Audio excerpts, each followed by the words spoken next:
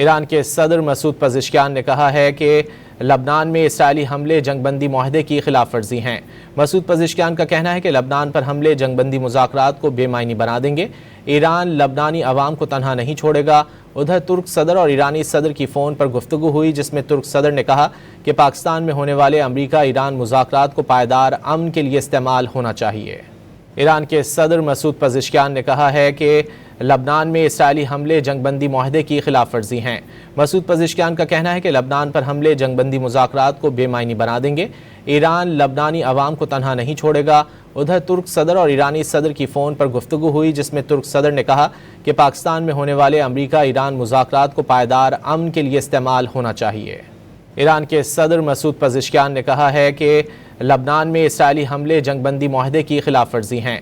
मसूद पज़ेश्कियान का कहना है कि लबनान पर हमले जंगबंदी मुज़ाकरात को बेमायनी बना देंगे। ईरान लबनानी अवाम को तनहा नहीं छोड़ेगा।